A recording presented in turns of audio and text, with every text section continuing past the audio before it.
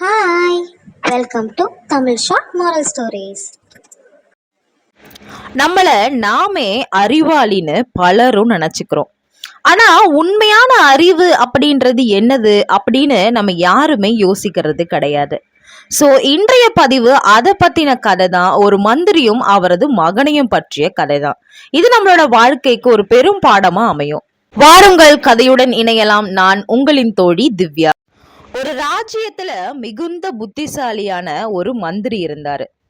அவர் எந்தவித பிரச்சனைக்கும் சுலபமான ஒரு தீர்வை சொல்லிடுவாரு. அதனால ராஜா எந்த பெரிய முடிவையும் எடுக்கிறதுக்கு முன்னாடியே அவரிடம் ஆலோசனை கேட்டுட்டு தான் எடுப்பாரு. இதனால மற்ற மந்திரியாரும் அரண்மனை மக்களும் அவரை பார்த்து ரொம்ப பொறாமை எண்ணம் கொள்ளுவாங்க. ஒரு நாள் ராஜா மக்கள் சபை நிறைந்திருக்க மந்திரியை நோக்கி இப்படி சொல்றாரு: நீயோ மிகவும் புத்திசாலிதான், ஆனால் உன் மகனோ மடையன், முட்டாள், அவனுக்கு சுத்தமா அறிவே இல்லை அப்படின்னு சொல்ல இதை கேட்ட மந்திரி அதிர்ச்சி அடைகிறாரு. மந்திரிக்கு ராஜாவோட வார்த்தைகளை கேட்டு கோவம் தலைக்கு ஏறிடுச்சு. யாராக இருந்தாலும் தன் பெற்ற பிள்ளைகளை சொல்லும் போது சும்மா இருக்க முடியுமா? மந்திரிக்கோ கோவம் தலைக்கு ஏறியது. ஏன் ராஜா, என் மகனை பார்த்து எதற்காக இப்படி சொல்கிறீர்கள்?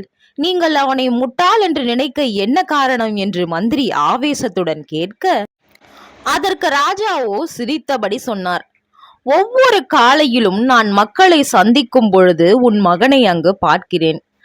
அவனை எப்பொழுதும் நான் ஒரே கேள்விதான் கேட்பேன்: தங்கமா அல்லது வெள்ளியா, இதில் எது விலை உயர்ந்தது என்று கேட்க, அவன் ஒவ்வொரு நாளும் வெள்ளிதான் அதிக விலை உயர்ந்தது என்று கூறுவான்.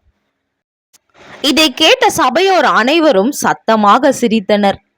மந்திரிக்கோ தலைகுனிவு. இதை கேட்ட மந்திரி ஆவேசமாக வீடு திரும்பினார். மந்திரி தன் வீட்டிற்கு வந்து தன் மகனை அழைத்தார். மகனே, தங்கமா வெள்ளியா, இதில் எவை விலை உயர்ந்தவை என்று கேட்க, மகன் அமைதியாக தங்கமே அதிகம் விலை உயர்ந்தது அப்பா என்றான். அதை கேட்ட மந்திரி, அப்படியானால் அரசரிடம் நீ ஏன் வெள்ளி என்று தினமும் கூறுகிறாய் என்று கேட்க, மகனோ சிரித்த வண்ணமாக, அப்பா, அரசர் தினமும் சந்தைக்கு வரும் பொழுது என்னை அழைக்கிறார். என் முன் 2 நாணயங்களை வைக்கிறார். ஒன்று தங்கம், மற்றொன்று வெள்ளி. இதில் எது விலை உயர்ந்தது என்று கேட்கிறார். நான் எப்பொழுதும் வெள்ளி நாணயத்தை எடுத்துக்கொள்கிறேன். அவரோ சிரித்துவிட்டு சென்று விடுவார். அதை கேட்ட மந்திரியோ, உனக்கு உண்மையான பதில் தெரியுமேயானால் நீ எதற்காக தினமும் வெள்ளி நாணயத்தை எடுக்கிறாய் என்று மந்திரி கேட்க, மகனோ அமைதியாக அவனை அறைக்கு அழைத்து செல்கிறார்.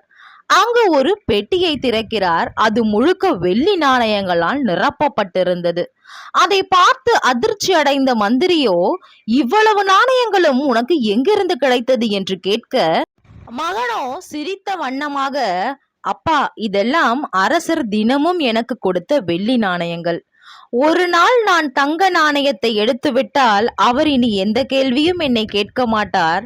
இப்பொழுது அந்த தினசரி நாணயமும் நின்றுவிடும். ஒரு தங்கத்திற்காக என் தினசரி வெள்ளி வருமானத்தை நான் இழக்க விரும்பவில்லை. இதிலே கேட்ட மந்திரிக்கோ பேரானந்தம். மந்திரி தன் மகனை பார்த்து பெருமையாக சிரிக்கிறார். அந்த நாளிலிருந்து யாராவது அவன் மகனை மடையன் என்று சொன்னாலோ மந்திரி சிரித்துவிட்டு அமைதியாக விலகிச் சென்று விடுவார். இந்த கதை மூலமா நமக்கு தெரிகிற உண்மை என்னன்னா, அறிவாளி அப்படின்னு சொல்லிக் கொள்றது ரொம்ப எளிதுங்க. ஆனா உண்மையான அறிவு தன்னை வெளிப்படுத்தாமல் சிந்தனையினால் செயல்படுறதுதான். அதுவும் பல நேரங்கள்ல அமைதியா இருப்பதே மிகப்பெரிய புத்திசாலித்தனமா கருதப்படுது அப்படின்னு சொல்லி இந்த கதையை முடிவடைச்சுக்கிறேன். இந்த கதை பிடிச்சிருந்தா லைக் பண்ணுங்க, ஷேர் பண்ணுங்க, சப்ஸ்கிரைப் பண்ணுங்க. மற்றொரு சுவாரஸ்யமான கதையோட உங்களை சந்திக்கிறேன். பாய்.